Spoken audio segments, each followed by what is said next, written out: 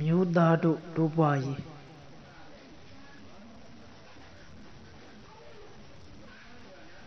ဤကျမ်းငယ်၌ပါရှိသောအကြောင်းအရာများကိုချို့ကကျမ်းသည်ဟုဆိုကြပေလိမ့်မည်စင်စစ်မှာကမသိလင်မပြီးအရေးကြီးသောအချက်ကြီးများဖြစ်သဖြင့်ကျမ်းသည်ဟုမှတ်ထင်တော်လဲသိချစွာဖတ်ရမည့်စာပိုက်များကိုမကြော်လေနှင့်အိမ်တော်မှုအရာ၌လူလားတောင်းတချက်မပြေဝကဆင်းရဲခြင်းဖြစ်လာတတ်လေ၏ယောဂများ၍သက်ကိုတိုးစေခဲ့သည်နှစ်ဦးလုံးအလိုပြုသောအခါမှာကအသက်ရှည်သေးကြီးပင်သည်မိထုံကိစ္စ၌ယောက်ျားသည်လုံးလစိုက်သူဖြစ်၏မိန်းမမှာအမဆိုင်ရချီအဆိုင်သူမှာစိတ်အားထက်သန်သဖြင့်မိမိ၏အလိုသို့ရောက်လွယ်၏လင်းမြစွာကိစ္စချောမောတတ်၏ငြိမ်သက်စွာနေရသူမိန်းမမှာထိုကဲ့သို့ရောက်ခါနီဆဲဆဲ၌ယောက်ျားဖြစ်သူမှာကိစ္စကုန်လွန်ပြည့်ဝပြီးလင်ချမ်းသာစွာအိပ်စက်၍ပျော်လျာမပြည့်ဝသူမိန်းမခမည်းမှာထိုစိတ်ကြောင့်အိပ်မပျော်ရုံမကလင်ဖြစ်သူကိုမောင်းထားတတ်လေသည်ထိုကဲ့သို့မကျေနပ်အာကြီးသောအခါဖောက်ပြန်ခြင်းသောစိတ်သည်ပေါ်ပေါက်၍လာတတ်သည်မဖောက်ပြန်လင်လည်းမကျေနပ်သောစိတ်ကြောင့်အိပ်အစားပြတ်၍ကိုယ်ရောစိတ်ရောဆင်းရဲပိန်ချုံပြီးမကျန်းမမာဖြစ်တတ်လေသည်တက်ချင်းဆုံးပယောကဘုဒ္ဓကဲ့သို့၎င်းဝယုနာကဲ့သို့၎င်းဖြစ်တတ်ခြင်း၏အစသည်ထိုအရေးကြီးသောကိစ္စ၌အလိုမပြေဝခြင်းပင်ဖြစ်လေသည်မတိမလိမ္မာသောလင်ယောက်ျားသည်ဤအရာ၌တကူကောင်းပြုကျင့်ကအိမ်တော်မှု၌ယောက်ျားမှာတစ်ဖက်သက်ခံစားဆန်စားလျက်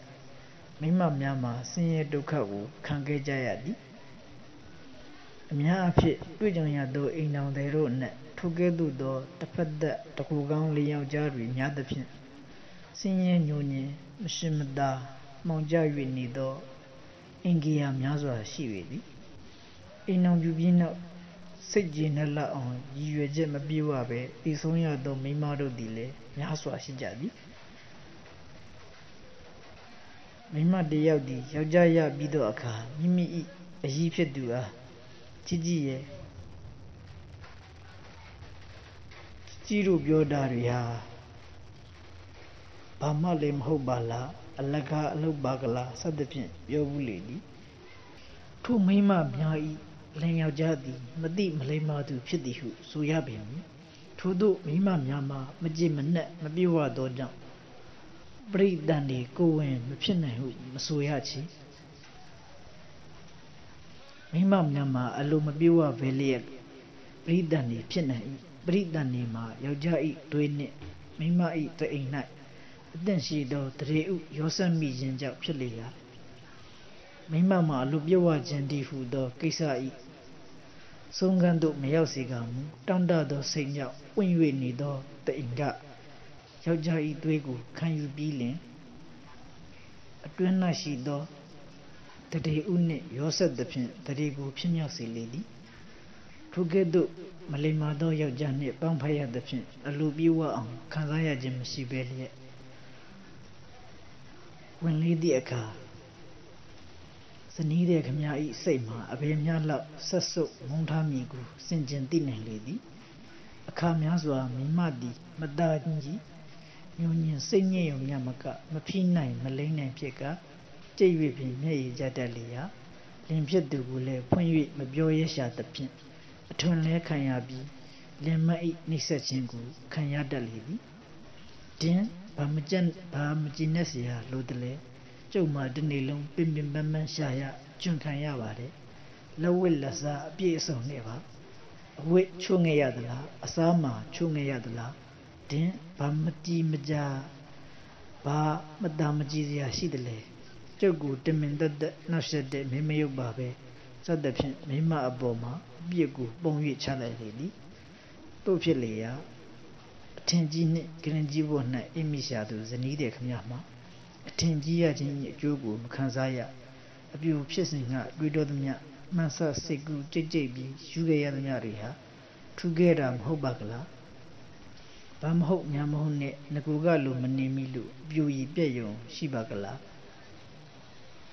ဘ Pandara Lepani what Minshed Yadaria, Mula San Yada Nesalin, Yamungla Yada Messisu Zagaria,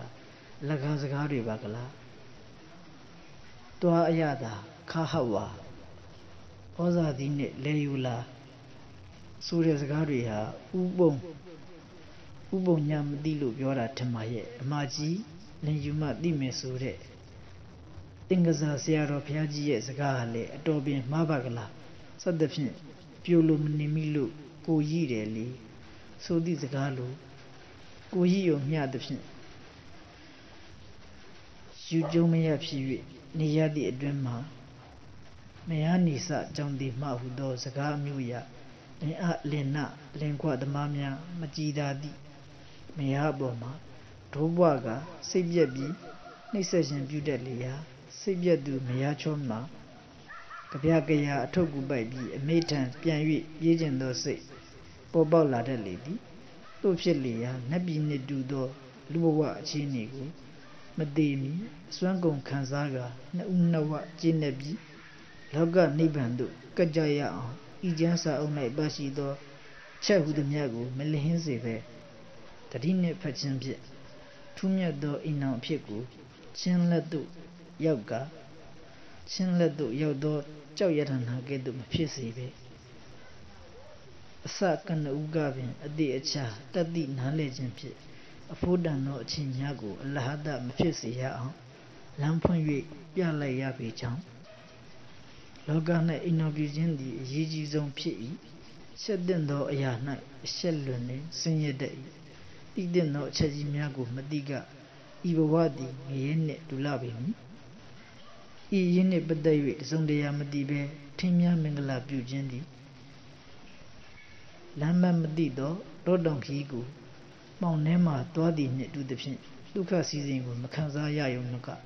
Peter Kane, Jonguya that lady. Tupsi, Mudado, Duwai night, Jama Dansway,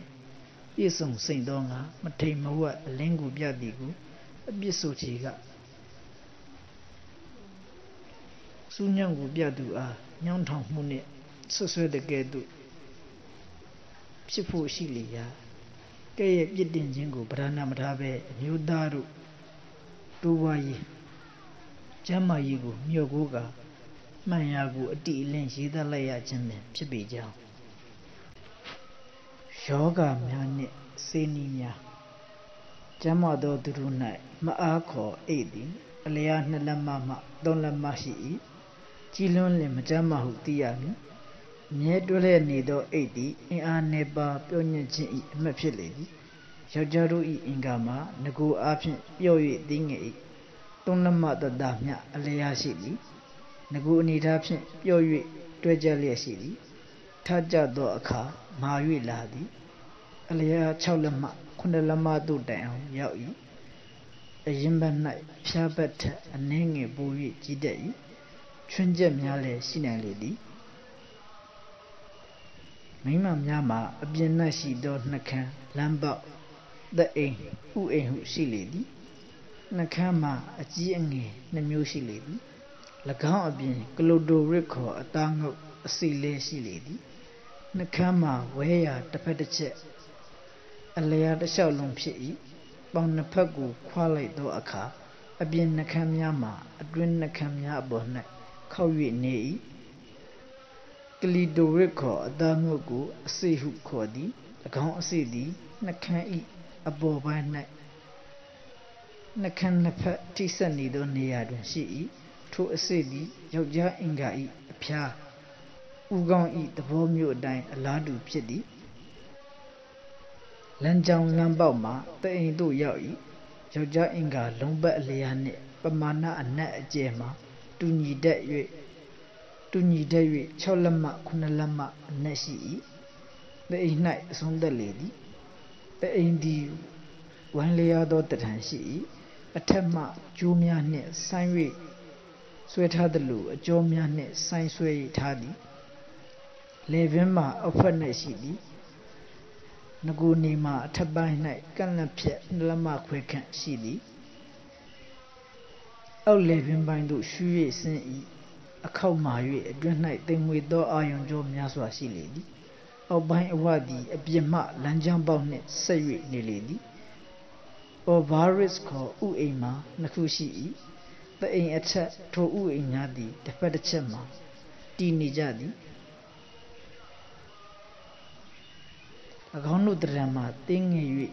ရက်တောင်ပုံအကျိတ်များဖြစ်ကြလေသည်၎င်းဥအိမ်များသည်ပြုံငယ်ကလေးများဖြင့်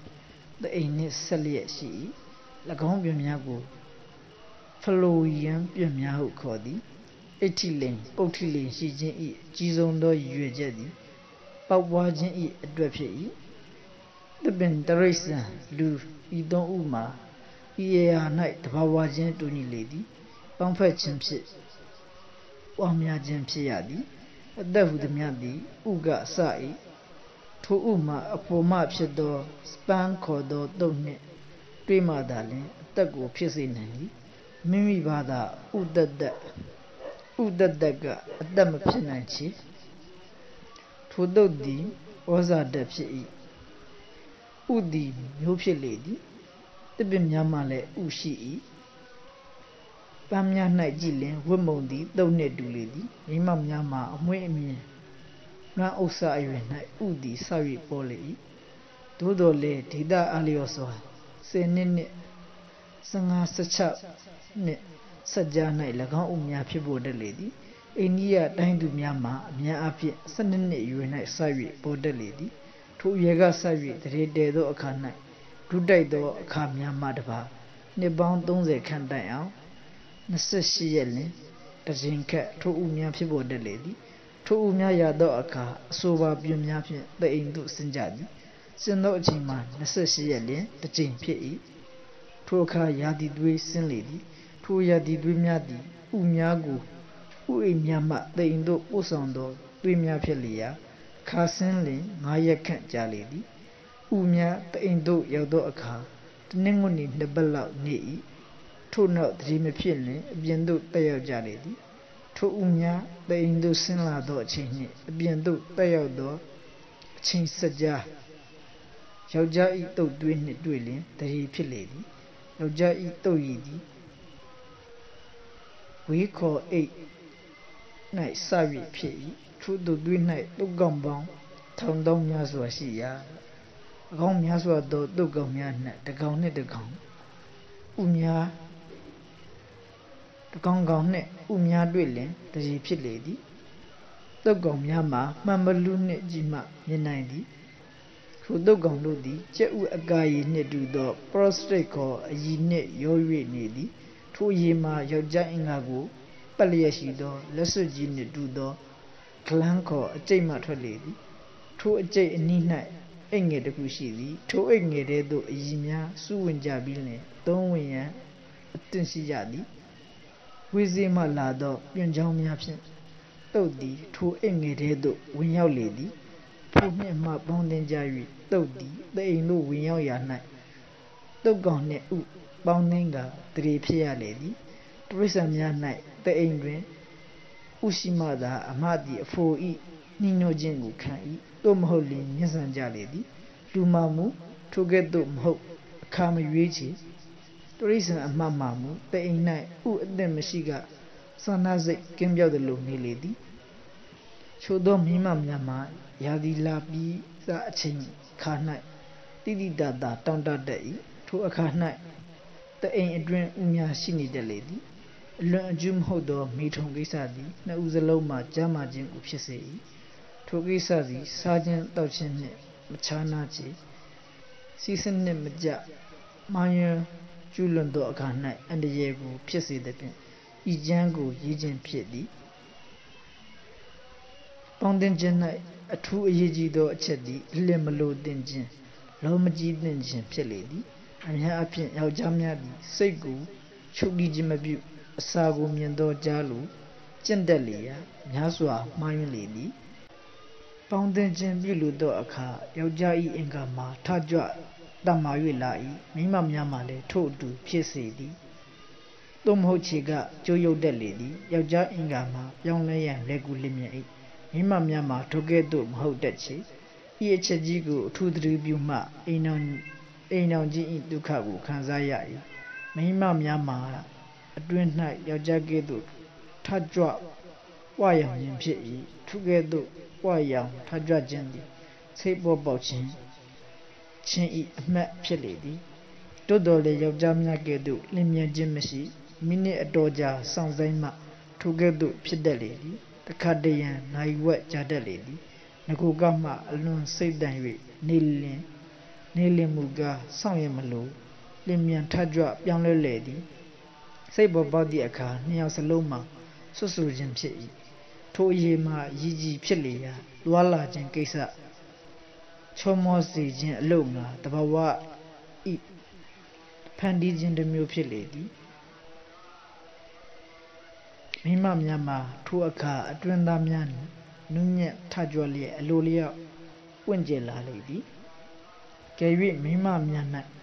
ထိုကဲ့သို့ဖြစ်သည့်တိုင်အောင်မဆောင်ပဲယောက်ျားသည်ရှေ့လောကြီး၍တွာလာမိချေကမိမမှာပြင်းထန်စွာနာကျင်တတ်သဖြင့်အလွန်ရက်ဆက်ရာသို့ရောက်လေသည်တို့ဖြစ်၍မိမမှာပြောင်းလဲခြင်းရှိအောင်တိမ်မွေ့စွာစ၍နုနှဲ့ရလေသည်ချစ်ခင်စွာယူရထွေးပိုက်ခါလက်ဖြင့်နှကမ်းဖြင့်စကားဖြင့်စိတ်ပါအောင်တွေးဆောင်ရလေသည်တွာလာနီးမှအကောင်းဆုံးနည်းသည်မိမကအောက်၌နေခြင်းဖြစ်၏မိမ၏ဒူးနှစ်ဖက်ကို꿰၍မြင့်မြောက်စေရမည်မိမ၏ခေါင်းအောက်၌ခေါင်းအုံးမရှိစေရအိယာနှင့်တညီတည်းရှိစေရမည်ယောက်ျားကအပေါ်ကရှိစေရမည်မိမကိုကိုနှစ်မဖိရတရောင်စစ်နှစ်ဖက်ဖြင့်အိယာပေါ်၌ထောက်မိရမည်မိမကယောက်ျားကိုဖက်စေရမည်ယောက်ျား၏တရောင်ကွက်ထဲ၌မိမ၏ခြေဖနှောက်များရှိစေရမည်ယောက်ျားအင်္ဂါကိုမိမအင်္ဂါတွင်သို့မရောက်စေမည်မိမ၌အသားငုတ်အစီနှင့်ယောက်ျား၏အင်္ဂါထိတ်ကိုထိစေ၍1မိနစ်2မိနစ်စီမျှလှုပ်ဆွယူပြီးရမည်ရုတ်တရက်ချစ်ချင်းအတွင်းသို့မရောက်စေရမိမကိုယ်တိုင်ကထူးလူလာ၍နေမှသာလျှင်မြန်စေရမည်စစ်စစ်လေးလေးပင်ပင်မှုမွေ့တဖြည်းဖြည်းယောက်ျားအင်္ဂါအလိုအလျောက်ကိုဝင်စေရမည်တို့ဝင်စေခြင်းအလုပ်ကိုတဖြည်းဖြည်းလုပ်ရ၌နှုတ်နဲ့ခြင်းမျိုးကိုပြုရမည်ထို့နောက်လုံးလေလျအတွင်းသို့ရောက်လိမ့်မည်ထိုအခါမိမအင်္ဂါမှာတိုး၍ကျဲပြီးအန်ကြဖြစ်သွားလက်တတ်ထို့နောက်လှုပ်ရှားခြင်းကိုစ၍ပြုရမည်ရှေ့တိုးနောက်ဆုတ်လှုပ်ရှားခြင်းကိုယောက်ျားကပြုရ၏မိမကလည်းမရှက်မကြောက်ရမိမိသဘောကျလာအောင်အောက်မှနေ၍မျိုးလှုပ်ရှားပေးရမည်အများအဖြစ်ယောက်ျားကသာလှုပ်ရှားအပ်၏မိမကလှုပ်ရှားခြင်းမပြုအပ်ဟုမထင်တတ်ကြ၏မှတ်ထင်တတ်ကြ၏ထိုအယူသည်များစွာမှားလေသည်လှုပ်ရှားခြင်းသည်စိတ်အားစူးစိုက်ခြင်းဖြစ်သည်ဖြင့်ကျဉ်းနှံ့ပြင်းမြောက်ခြင်းကိုတာလွန်၍ဖြစ်လွယ်စေသည်လှုပ်ရှားခြင်း၌ရှေ့တိုးနောက်ဆုတ်ပြုခြင်းမှာယောက်ျားအင်္ဂါကိုအကုန်အစင်အပြင်သို့မရောက်စေပဲမိမ၏အင်္ဂါနှခမ်းသားများဖြင့်ယောက်ျားအင်္ဂါ၏ထိပ်ဖြားတိကနေဖြစ်အောင်အပြင်သို့ရောက်စေရမည်ထိုအခါအရေးကြီးသည်တိုး၍များလာလိမ့်မည်၎င်းနောက်ကိစ္စ၏ဆုံးခြင်းတည်းဟုသောဩဃဇံခေါ်ဖြစ်သို့ရောက်လေသည်ထိုအခါအဘယ်မျှလောက်ထူးခြားသောခံစားရခြင်းဖြစ်သည်ကိုပြောပြရန်ကမရှိချေကမ္ဘာပေါ်၌အထွတ်အထိပ်ကြီးဆုံးသောအတွေ့ပေသည်အကျော်အလုံးတို့ကိုသိမ့်ခါစေ၍ထူးကဲသောပြည်ဆုံးခြင်းကိုရောက်လေသည်ယောက်ျားရောမိန်းမရောထိုအချိန်သို့တပြိုင်တည်းဖြစ်စေမိန်းမကအရင်ဖြစ်စေရောက်အောင်ကြိုးစားအပ်ခြင်းသည်အိမ်တော်ပြုခြင်း၏ဒုက္ခချမ်းသာခြင်းနှင့်ကျမ်းမာခြင်းအတွက်အရေးကြီးဆုံးဖြစ်လေသည်မိန်းမမှာနှကမ်းများပွင့်လျက်သွားများပေါ်၍လာတတ်ခြင်းတွေနှင့်လေကိုလေကြောင်း၌မြို့ခြင်းသည်ခံစားခြင်း၏အစမှဖြစ်လေရာထိုအခါ၌ယောက်ျားသည်လုံလကိုရှိစေလျက်အလင်းစောစွာမပြီးစီရအောင်ချုပ်တီးရမည်ယောက်ျားသည်ပြင်းမြောက်သည့်အခါပြွန်နှစ်တူ၏တုတ်သည်ပန်း၍ထက်၏မိန်းမမှာမူထိုကဲ့သို့မဟုတ်ချေလှုပ်ရှားခြင်းကျဲခြင်းကျင်းခြင်းထိုနေရာရက်ွက်တစ်ပြင်လုံး၌အကျော်များဆန့်ခြင်းတွန့်ခြင်းတုံလှုပ်ခြင်းဖြစ်ပြီး တကူလုံးရှိအကျော်များကိုလှုပ်ခါလိုက်တဲ့ကဲ့သို့ဖြစ်လေသည်အကျော်အချင်းအစစ်အမြစ်ဟုသည်များမှာတုံလို့ခြင်းဖြစ်၏တင်မများခွဲ၍လာတတ်၏ကြောယိုမင်းညောင်ယိုဒူးယိုတို့မှာဒုကနေတက်ကနေဖြစ်တတ်၏လက်ဆောင်ကလေးများမှာစံကနေဖြစ်တတ်၏ထိုကဲ့သို့ဖြစ်ခြင်းသည်တရေတဲခြင်းနှင့်စုံတရာမသက်ဆိုင်ချေကြောင့်မူကားအထက်ဖော်ပြခဲ့သည့်နှင့်အညီထိုကဲ့သို့မဖြစ်ဖဲလျက်တတိဖြစ်နိုင်လေသည်တတိမှာခံစားခြင်းနှင့်မဆိုင်ယောက်ျားတို့နှင့်ဥပေါင်းသင်ခြင်းသာတတိအတွက်လိုရင်းဖြစ်လေသည်တို့အတွက်မိမမှာအပြည့်စည်းကတတိမဖြစ်နိုင်ဟုအယူသည်မှားသောအယူဖြစ်လေသည်ဤသောအခါပျော့ခွေ၍အိတ်ခြင်း၏ထိုအခါမထဘဲအိပ်ရမည်ထိုအိတ်ခြင်းသည်အာစီဖြစ်၏ကောင်းဆုံးသောအိပ်ဆက်ခြင်းဖြစ်သည်ထိုအိတ်ခြင်းသည်နိုးလာသောအခါလန်းဆန်းခြင်းကိုဖြစ်လေသည်အချို့သောမိမများသည်ပြီးလင်ပြီးခြင်းထ၍စေကြတတ်၏အတွင်း၌ကြံသောယောက်ျား၏တို့သည်မိမကိုယ်တွင်သို့စိတ်ဝင်ကာလွန်ကောင်းသောအာစီကြီးဖြစ်လေရာစေကြ၍မပြစ်ကောင်းပေထိုတုတ်သည်ကျမ်းမာဝါဖြိုတန့်ဆွမ်းခြင်းကိုဖြစ်စေသည်တို့အတွက်အဖို့ထိုက်တန်သောထိုအာယုဝနစေကြီးကိုရည်နှင့်တုတ်တင်၍မပြည့်ရဆိုးဆုစွာနှင့်ပင်အိပ်၍ပျော်သောအကျင့်ကိုဖြစ်စေရမည်ထိုအည်သည်အလွန်သက်ရှင်သောအည်ဖြစ်၏ညှဉ်းညူးသောအရာမဟုတ်ချေအကယ်၍တရေတေမာဆိုးလင်ရည်နှင့်စိပြစ်နိုင်၏စီတိုင်းလည်းတရေကင်းလွတ်မည်မဟုတ်ချေရေအေးကိုမသုံးရအန္တရာယ်ဖြစ်တတ်သည်အကြောင်းမူကားအရှင်ရှင်ပူ၍ထကြွသောသွေးသည်ရေအေးနှင့်တွေ့လေဆန့်ကျင်၍အလုံးလုံးပြီးချွေးချက်နေခိုင်မှာရေချိုးတဲ့ကဲ့သို့မြင်မြင်ကြီးယောဂရတတ်လေသည်အထူးမှတ်ရမှာမိမမှာမူလကပင်လွန်စွာစိတ်တန်၍မနေချေကတိစ္ဆပြီးခြင်းကိုယောက်ျားများကဲ့သို့လျင်မြန်စွာမရောက်အများအဖြစ်ယောက်ျားကအလင်ဖြစ်တတ်လေသည်ထိုအခါမိမမှာမကျေနပ်ဖြစ်ကကိုယ်စိတ်နှစ်ပါးခြုံပြီးညှိုးညင်းဆင်းရဲလျက်ယောဂရတတ်လေသည်ယောက်ျားကိစ္စဤစီသည့်အနောက်ပြီးသေးပဲတန်ရသူမိမမှာဖောက်ပြန်လိုသောစိတ်ဖြစ်ပေါ်လာတတ်သည်တို့ဖြစ်၍မိမကစိတ်အားတန်၍သဘောကျကရိုးရိုးရရဖြစ်ခိုက်ယောက်ျားများမှာလွန်စွာဤကျင့်လင်ဤကျင့်၍တုတ်ကိုမချုပ်တီးနိုင်အောင်ဖြစ်ချေကမိမိ၏ဓာရကိုအတွင်းသို့ဝင်အောင်ရှုံဝင်အောင်အနှစ်ချုပ်ယူရင်းအသက်မရှူဘဲအောင်ထားရမည်ခြားသောအကြောင်းအရာများကိုတွေးတောရမည်တတ်သောမှတ်သောအရာတစ်ခုကိုစိတ်ဖြင့်ရွတ်ဆိုရမည်ထိုအခါတုတ်သည်ရန်တက်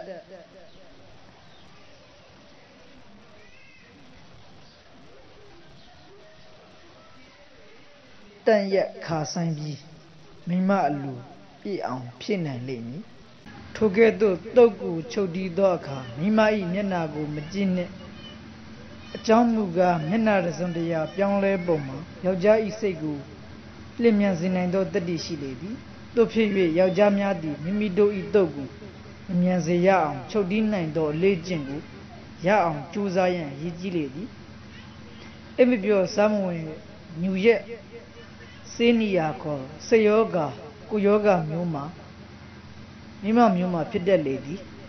မိမတို့၏မကြမ်းမာခြင်း၌ရာခိုင်နှုန်း80မှာထိုနည်းမျိုးများလေသည်ပေါင်းသင်းခြင်း၌မိမအလူပြေဝချေကတဏှိတခြားပြေဝလာလေသည်ထိုချက်ကိုမတိကယောဂဖြစ်သည့်အခါစိတ်ကူး၍မရအလိုပြည့်မှသာယောဂကင်းနိုင်လေသည်ထိုယောဂမျိုးမှာစိတ်ယောဂနှင့်ကိုယ်ယောဂရောဆက်သောယောဂမျိုးဖြစ်လေရာအကြောင်းကိုမတိကကုသရန်စေမရှိတို့အတွက်ပေါင်းသင်းခြင်းမပြုမီမိမကအလင်ပြီးမြောက်စေဖို့ရန်အတွက်ကြိုတင်နှုတ်နဲ့ချင်း၌အချိန်ကိုသုံးပြရမည်နှုတ်နဲ့နီးမှာမိမအင်္ဂါဤအသားငေါ့ကိုလက်ဖြင့်ညင်သာစွာသုံးသက်ပေးရမည်ယောက်ျားဤလက်သည်မိမဤတကူလုံးကိုတိမ်မွေ့စွာနှံ့စေရမည်ရင်သားကိုကင်တွေကစားရမည်တအုံလုံးကိုဆုပ်၍မကန်ရနာကျင်တတ်၏အဖျားသီးကလေးကိုနူးညံ့စွာတရွရွကင်ဆွပေး၍ပေးရမည်ပတိကလေးထိတ်ကိုလက်ဖျားကလေးနှင့်ရွကလေးပုတ်ပေးရမည်ပတိကလေးကိုနူးညံ့စွာကင်တွယ်ရမည်နှကမ်းဖြင့်ဖြည်းဖြည်းဆုပ်၍ကစားရမည်ထိုအတိကလေးများ ကြွမြောက်၍လာပြီးအင်္ဂါဇတ်မှာဆို၍လာလိမ့်မည်ပေါင်တွင်းသားများကိုလက်ဖြင့်ညင်သာစွာသုံးသက်ပေးရမည်နှခမ်းသားခြင်းထိဆုပ်ငုံရမည်သွားလာရ၌မိမကိုအဆက်ကြောက်ကင်းအောင်အားပေးပြီးလှုပ်ရှားခြင်း၌၎င်းကပုံမူ၍များပေးရမည်အနေအထားမှာယောက်ျားအပေါ်မိမအောက်အယုခံနည်းသည်အကောင်းဆုံးဖြစ်သည်အခြားနည်းလမ်းများသည်အနေကိုဖြစ်စေတတ်၏ဓမ္မတာနှင့်ဆန့်ကျင်လေသည်အကယ်၍တယောက်နှင့်တယောက်ကိုလုံးကူတည်ခြင်းမမျှ၍ပေါင်းသင်းရန်ခက်ခဲမှသာအခြားသင့်လျော်သောနည်းမျိုးကိုသုံးရမည်ထိုကဲ့သို့သွားလာရ၌မိမကမပြီးနိုင်ပဲလွန်စာနှေး၍နေလေမိမ၏ခါနှင့်တင်မားကိုလှုပ်ကာပင့်တာအောင်ယောက်ျားဖြစ်သူကမိမိခါကိုမိမပေါ်၌ခက်မြင့်မြင့်ကလေးလေးဘက်ထောက်ခါမြောက်၍ထားရမည်မိမိသဘောတိုင်းစိတ်ကြည်နက်အောင်အောက်ကနေပြီးလှုပ်ရှားခြင်းမြင့်၍ကတ်ခြင်းများကိုပြုစေရမည်ထိုကဲ့သို့ပြုခြင်း၌ယောက်ျားဖြစ်သူကမိမိ၏အင်္ဂါကိုမိမ၏အသားငုံနှင့်ထိလွယ်အောင်ချိန်၍ပေးရမည်ထိုကဲ့သို့ပြုလုပ်လျင်မိမမှာပြီးလွယ်၏သို့မဟုတ်ယောက်ျားသည်မိမ၏အင်္ဂါကိုမိမ၏အင်္ဂါတွင်၌မြုပ်၍မိမိအင်္ဂါကိုမိမ၏အင်္ဂါတွင်၌မြုပ်၍နေစေပြီးနောက်မိမကအောက်ကနေပြီးခါကိုထက်တန်စွာပင့်မြောက်ပုတ်ကတ်စေရမည်ထိုပင့်မြောက်ပုတ်ကတ်ခြင်း၌လှုပ်ရှားခြင်းမှာသကောဝိုင်းခေါ်သောနည်းမျိုးဖြစ်ရမည်ဖြစ်စေရမည်မိမများသည်ယာတိမလာမီနေ့နှင့်လာပြီးစမှာစိတ်တန်တတ်၏ချို့ကလည်းယာတိလာပြီးတနင်္ဂနွေတပတ်ဟုပြောကြလေသည်ရပောင်း28ရက်အတွင်း၌မိမများမှာ2ကြိမ်စိတ်လာတတ်၏သိရမှာလွယ်ကူ၏ယောက်ျားကစသည့်အခါသဘောကျပုံပြလေလူလားသည်ဟုသိလေသည်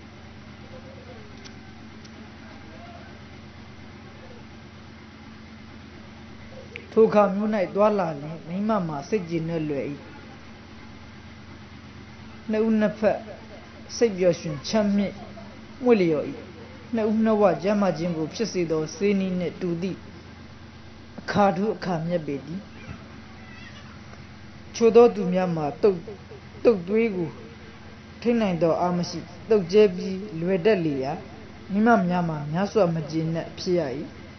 ထိုလူမျိုးသည်ဆေးဆရာဝန်များကိုစုံစမ်းရမည်ကျမ်းမာအောင်ကြိုးစားရမည်များသောအားဖြင့်ထိုယောဂမျိုးမှာတလကိုယ်တရင်ကုရတတ်ငယ်စဉ်ကလွန်ကျူးသူတို့မှာထိုကဲ့သို့ဖြစ်တတ်၏ထိုတုတ်လွယ်သောယောဂမျိုးအတွက်အကောင်းဆုံးသောဟိန္ဒူစေနီမှာအောက်ပါတိုင်းဖြစ်၏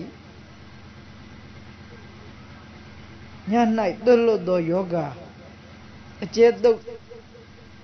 တ်လွယ်သောယောဂဟုသည်များအတွက်ထိုစီနီးသည်လွန်စွာဆန့်၏ဤစေနီးတနည်းသည်ဤစာတို့၏အစီအပြန်များစွာပုံမူ၍ဖို့တံပါသည်စာအုပ်၌လေကူစာဖော်ပြသောကြောင့်အထင်မသေးအပ်သုံး၍ကြည့်လေနေ့တိုင်းပြည်ညောင်ပင်သို့သွား၍ပြည်ညောင်ရွက်တစ်ရွက်နှစ်ရွက်ကိုခူပါညောင်တို့ဟူသောအစေးသည်တစ်ပေါက်ပြီးတစ်ပေါက်ထွက်ကြလိမ့်မည်ထိုအစေး40ကိုလိရှုဂါဟုခေါ်သောတရားကဲပေါ်၌ခံယူ၍၎င်းကိုနည်းနည်းတစ်ခါစားညနေ၌လည်းထို့အတူ50တစ်ခါစားပါလိတနင်္ဂနွေနှစ်ပတ်ကြာလည်းနည်းနည်းတစ်ဆက်ညတစ်ဆက်ပို၍စားထိုနည်းအတိုင်းတနင်္ဂနွေ4ပတ်60အထိစားရမည်60ထက်ပို၍မစားရတနင်္ဂနွေနှစ်ပတ်အတွင်းတိတာချမ်းသာလိမ့်မည်တုတ်သည်ပို၍ပြစ်ပြီးခံ၍လာပါလိမ့်မည်ညောင်တို့ကိုအခြားတစ်စုံတရာမစားမီအစာအိမ်ရှင်းခိုက်မှစားရမည်တဖြည်းဖြည်းတိုး၍စားရမည်၎င်းကိုစားခိုက်မှကြေလွယ်သောလူသောအာဟာရကိုမိဝဲရမည်ငါတို့ကိုတောက်ရမည်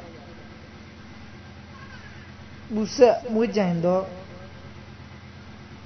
ချစ်တနီးမဆလာတရတိတနက်ငရုတ်တိစသည်တို့ကိုမစားရတက်နိုင်သမျှမိထုံမှုကိုရှောင်ရမည်ဒီကောင်းလေတန့်ရာတွင်လမ်းလျှောက်ရမည်တကူတဲ့ဘာသာကျွလွန်ခြင်းများကြောင့်မှန်းသိပံပြက်ယောဂများမှာအခြားနည်းနှင့်ကုမရချေကအောက်ပါလင်းစေးသည်လွန်စွာဆွန့်၏ယောဂကွေးကောက်ညှိုးငယ်ကြုံလီ၍နေသည်ကိုပင်နိုင်၏စိန်ဖြူတအောင်စကိုဧကီအခေါ်သောအ a penny a say night. The namely the best thing, the council you go a mock jake, no no toban tell it. The nilin deny don't yet jake. Chivagan Yaji e. The good door down night, 2 JB do say good ta. A gangu Cassan Tayami, 2 a car, Toba G, season villa lane, Simabazi ya, 3 tabi, 2 Toba C, Jigu Julie.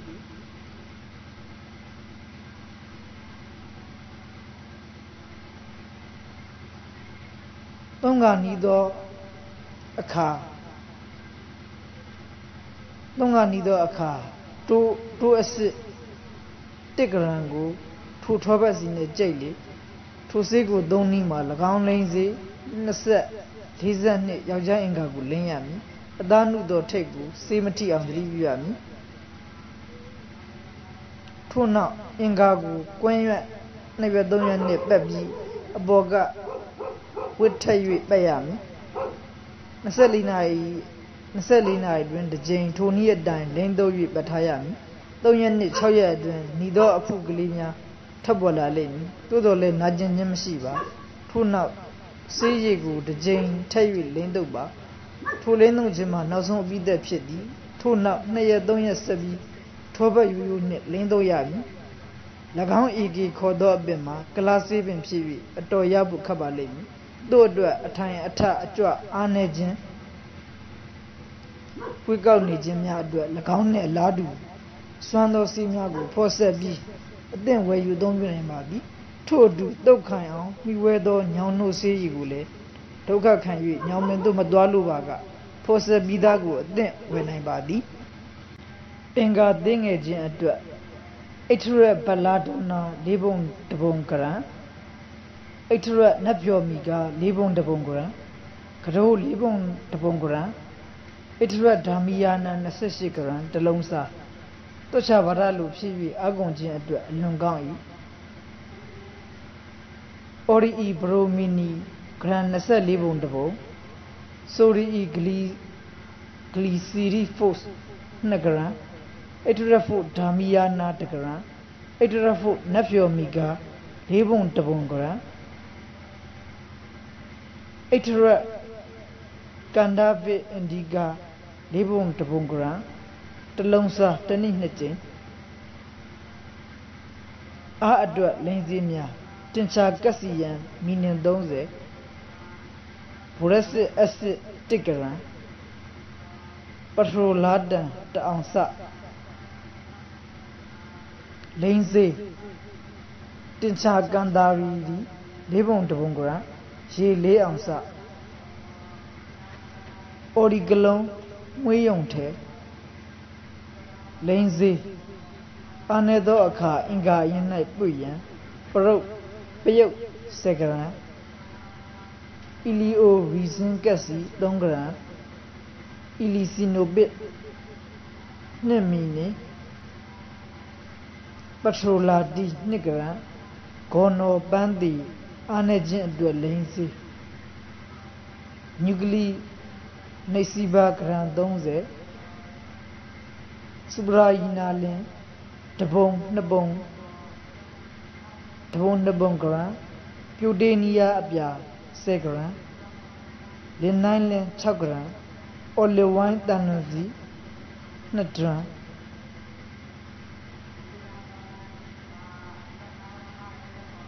Kumansala, Bondako, Class Simondi, Logu Kanzi, Kisagu, Jazzy, no night. Run Ted Dao Yai Galaxy and Jima Shidi, Matama drop, Yorido, Ingazad Agari Gamoko, say the Gongi, say it up, Maba Ambabredi, Willangai,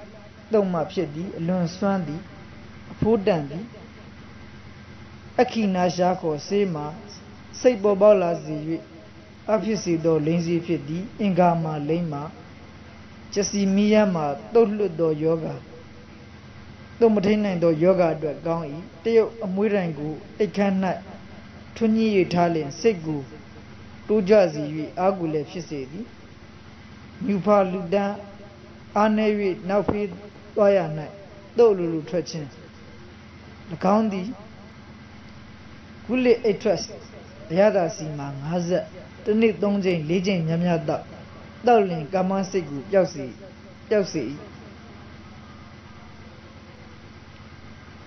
စီလီနီယန်မိမိဘာသာတကူတဲ့ပျော်ရွှင်မှု၌ကျူးလွန်သောကြောင့်ပန်းသေးလျင်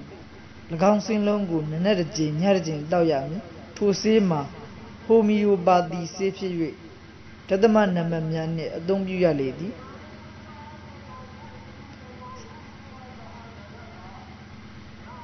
စစ်တစီမဲ6တသမခေါ်ဆေးကိုဝယ်ရမည်ကန့်သည်တုတ်သိပ်အားကြီးခြင်းမအားတွဲခြင်းအားနည်း၍အင်္ဂါအေးခြင်းစနစိတ်အာရော့ခြင်းအလိုလိုတွတ်လွတ်ခြင်းများအတွက်ကောင်း၏ရော့ဒေါ်နာ50ရေတအောင်စားနှစ်တော့3နာရီတစ်ကြိမ်တွတ်လွတ်ခြင်းအားနည်းခြင်းကိုနိုင်၏မြူရစ်ဤဆေးမှာထိယုံနှင့်ကာမစိတ်ပေါ်လာသည်ဟုပြောရှိသည်ဟိုမီယိုပါတီဆေးဖြစ်၍နမတ်3 ကိုဝယ်တော့ပါစိတ်မဟုတ်တွာလာရ၌အင်္ဂါအလိုလိုပြောကြ၍တုတ်မလာနှင့်ကာလာဒီယန်စီဂွီနန်ကိုတောက်ပါစိတ်တော့မဟုတ်နမတ်3နဲ့6ဟုပြောပါဟိုမီယိုပါတီဆေးဆိုင်မှာဝယ်ပါ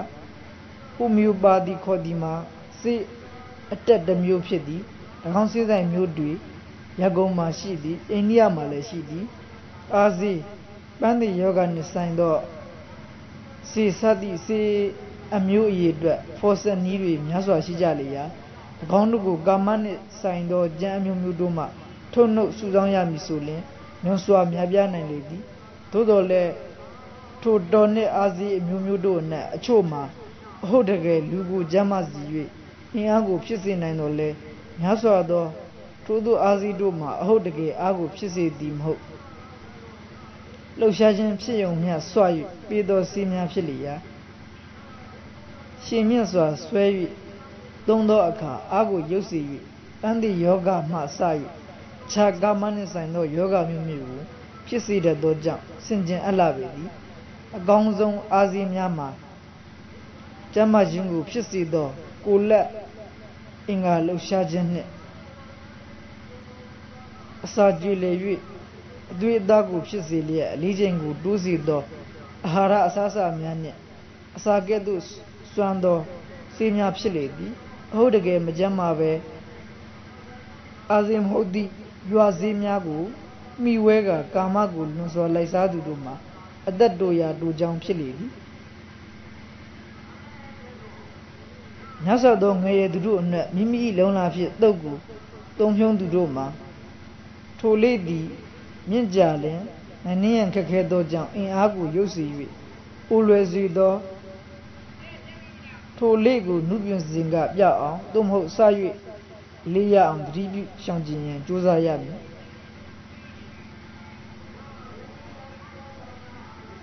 အချို့သောစိဘဆိုင်ရာလူတစုကထိုလေးသည်လွန်စွာစိုးစမ်း၍အစုံနာဖြစ်တတ်သည်ယူတတ်သည်ဟုပြောဆိုချင်းချောက်ကဆေးများကိုရောင်း၍စားတတ်သည်၎င်းတို့၏စကားကိုယုံသူများမှာဥပဒံကြောင့်ဥပရောက်ဆိုသောစကားတို့ဖြစ်တတ်လေသည်စင်စစ်မှာထိုကျင့်သည်ယောက်ျားမိန်းမများနှစ်ဦးပေါင်းသင်းရ၌ကုန်ကြသည်ထက်ပို၍ကုန်ကြခြင်းမရှိကြောင်း psychology of sex ဟုခေါ်သောကျမ်းကြီး၌ပညာရှိကြီးများရေးသားထားကြလေသည်တို့အတွက်မကောင်းသောမိန်းမများထံသို့တွားရောက်ခြင်းထက်ထိုအလုပ်သည်ပုံမ၍မဆိုးပေလွန်လင်မှုကမိန်းမနှင့်ယောက်ျားပေါင်းသင်းရ၌လွန်သည့်အခါယောဂရသောညီမျိုးအတိုင်းယောဂရတတ်လေသည်ဆိုပါချောင်းလန့်သောဆရာများ၏စကားမှန်လင်တစ်ကမ္ဘာလုံးမှာယူသွတ်သောဝေဒနာအဆုတ်နာဆွဲသူတွေပုံမများ၍နေဖို့ရှိလေသည်ဂျပန်မှများအချို့တို့မှာလှုပ်ရှားသွားလာရ၌ထိုကိစ္စပြည်စည်းသောကိစ္စတစ်မျိုးကိုအမြဲတက်၍ထားသောလေးအထရှိသည်ဖြင့်ထိုကျင့်၌ဂျပန်မှများသည်က ဘာပေါ်၌အာကြီးဆုံးသောဖြစ်သည်ဟုအဆိုပါကျမ်း၌ပါရှိလေသည်အခြားလူမျိုးများမှလည်းမိမိတို့အလေအတိုင်းအနည်းနဲ့အများလိုက်စားကြလေသည်တို့ဖြစ်၍မကင်းသူတို့မှာအဆိုပါဆရာများ၏စကားကိုယုံကြည်ကာဥပ္ပမဖြစ်အောင်ဖော်ပြလိုက်ခြင်းဖြစ်လေသည်ထိုခြင်းကိုအားပေးရန်ကလုံးလုံးမဟုတ်ပေအိမ်တော်တို့၏ဒုက္ခရေးအတွက်အထက်ပါအကြောင်းအရာများကိုထောက်လင်လူရင်းအချက်သည်ကာမရာ၌ကျမ်းမာတန်ဆန်း၍စိတ်ကိုထိန်းချုပ်နိုင်ခြင်းပင်ဖြစ်လေသည်စိတ်ကိုချုပ်ခြင်းမှာအထူးအဖြင့်ယောက်ျားများ၏တာဝန်ဖြစ်၍မောင်းသိရန်၌ခံမြဲကြအောင်တိပါဝါခေါ်သောစိတ်၏တတိတကူဖြင့်ချုပ်တီးခြင်းအလေးအကျင့်ကိုဖြစ်စေရမည်တွာလာရ၌ရှေးဥပထမယောက်ျားသည်မိမကိုစား၍လှုပ်ရှားရာ၎င်းပြီးမြောက်တော့ငြိမ်းစာနေ၍မိမကစား၍လှုပ်ရှားလေရှိနေမိမမှာတာ၍ပြီးမြောက်လွယ်လေသည်ထိုကဲ့သို့ရှိသောအခါကျမှယောက်ျားကလှုပ်ရှားခြင်းကု၍ပေးလင်မိမမှာတာ၍ကိစ္စပြီးလေသည်စန္ဒနှင့်အားမမျှသောသူများမိမနှင့်ယောက်ျားမှာစန္ဒအားမမျှတယောက်ထက်တယောက်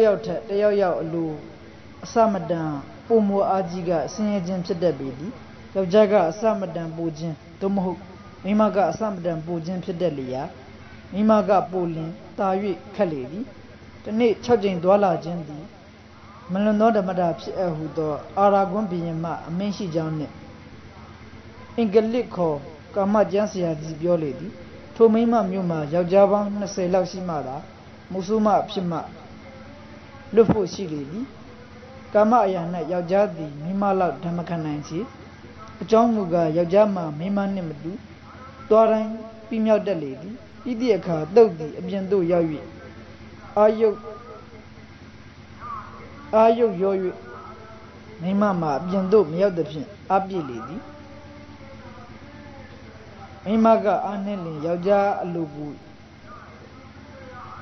လျှော့၍မိမမှာအပြည့်အောင်စေဝါအစာကျမ်းမာရေးနီလန်းများကိုရှာရမည်ဤကဲ့သို့အခြေအနေမျိုး၌ယောက်ျား၏အချက်၌ကျင်နာစွာတနာခြင်းပိုစေရမည်မိမမှာလည်းထိုနည်းတစအပြည့်၍လာပြီးမြတ်တခြင်းအဖြစ်သို့ရောက်လိမ့်မည်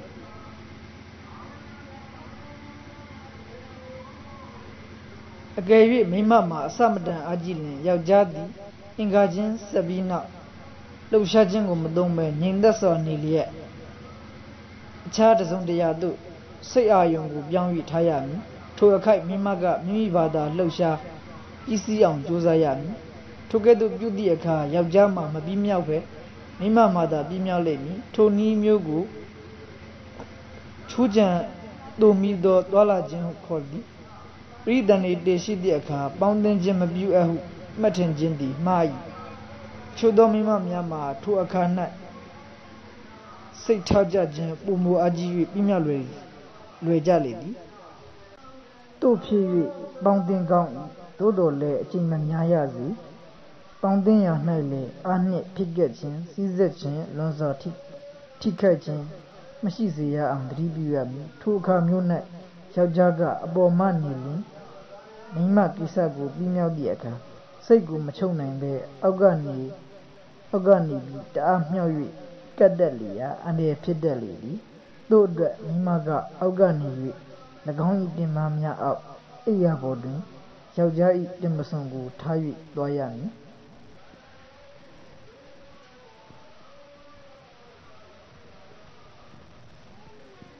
ပထမပေါင်းသင်းခြင်း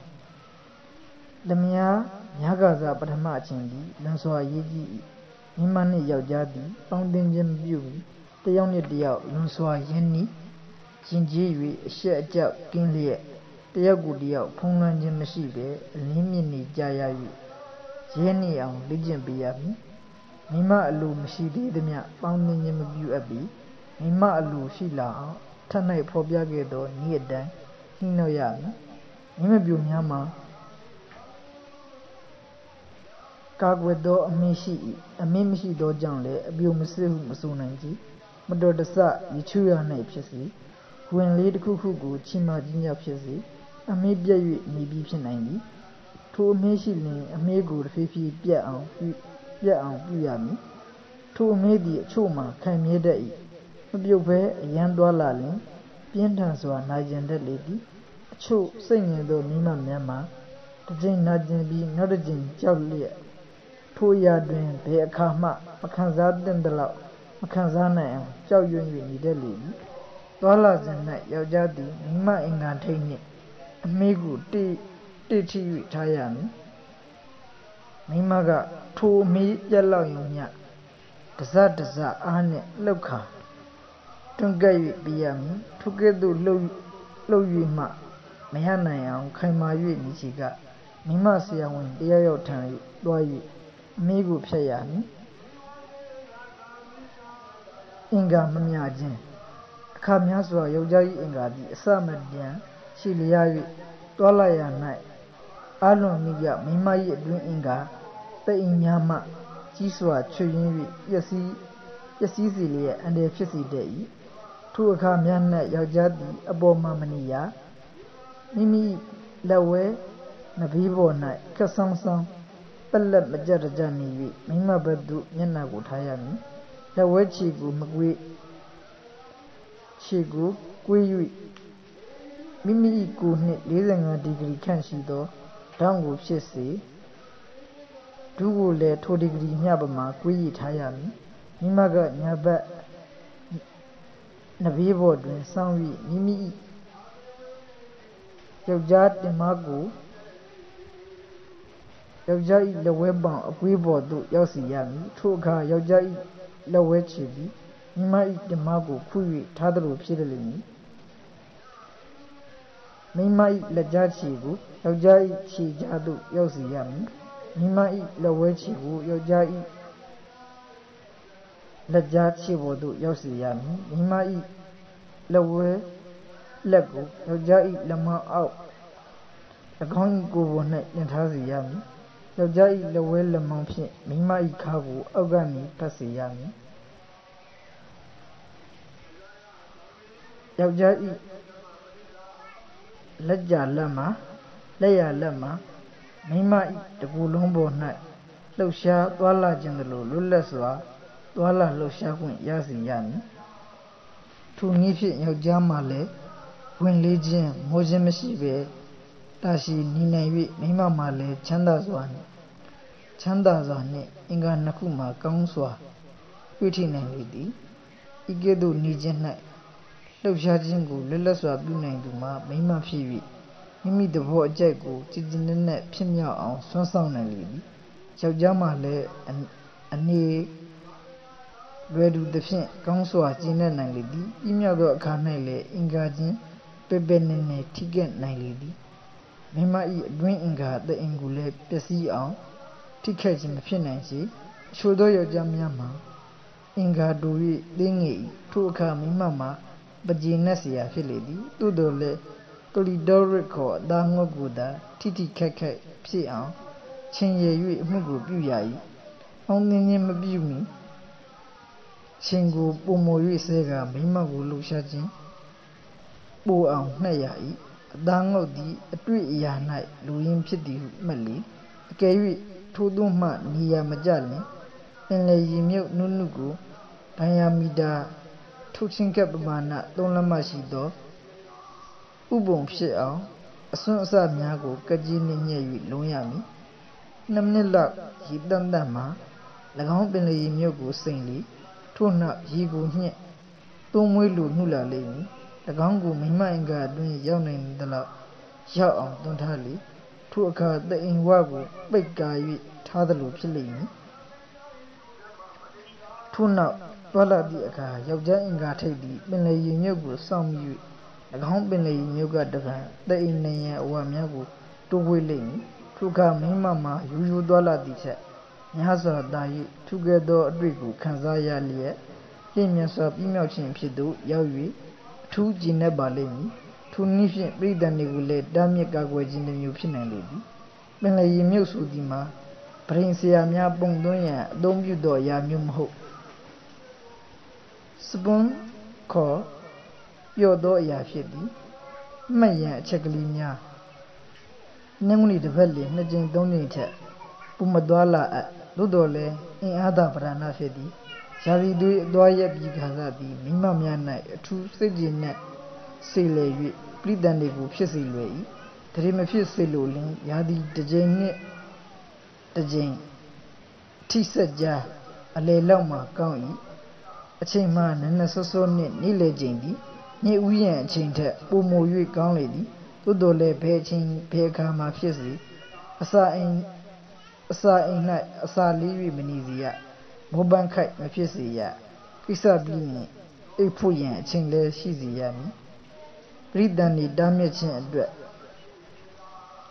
ချက်ပေါ်စရီခေါ်သောဆေးကိုသွင်း၍သအင်ကိုပြွန်နှင့်ဆေးပါသို့မဟုတ်ပင်လေရေမြုပ်ကိုကမ်ဘောလတ်နီဝိုင်းခေါ်သောစီအိမ်၌စိမ့်ပြီးမှအင်္ဂါတိုသူများအတွက်သုံးသလိုအသုံးပြုခြင်းဤနည်းများသည့်အကောင်းဆုံးဖြစ်လေသည်ယောက်ျားအင်္ဂါမှာကျူးလွန်မှုကြောင့်ကွေးကောက်ကြုံလီ၍နေလျင်ချင်းသေးစီကိုလိမ်ခြင်းသည်အကောင်းဆုံးဖြစ်သည်ဟုအယူဝိဒစ်စေကျမ်းများကဆို၏ချင်းသေးစီကိုကလာစည်းဆိုင်ကြီးမှရနိုင်သည်ညတိုင်း15 မိနစ်လောက်ထိုအစီကိုလိမ်ရမည်အားကိုဖြစ်စေ၍မာစေသည်တန်စီကြီးထွားစေသည်ရက်သက်တစ်ပတ်ပေါင်း4-5 ပတ်ဆက်လက်၍တုံလင်းရမည်အိမ်တော်ပြုခြင်းသည်အရေးကြီးဆုံးဖြစ်၏ထိုကြီးလေးသောအရေးနှင့်ပတ်သက်၍သိစရာအချက်ကြီးတွေကိုအိမ်တော်သည်မှန်ကသိအောင်မကြိုးစားနိုင်ရင်ဝတ္တရားပြက်ကွက်ရာရောက်၍ထိုဝတ္တရားပြက်ကွက်မှု၏မကောင်းသောအကျိုးတို့ကိုခံစားတတ်လျာသူတော်သူမြတ်ဟန်ဆောင်ကရှက်ကြောက်၍မနေအပ်သောသိစရာအချက်များကိုအတိလင်းဖော်ပြခြင်းပြုလိုက်ရပေသည်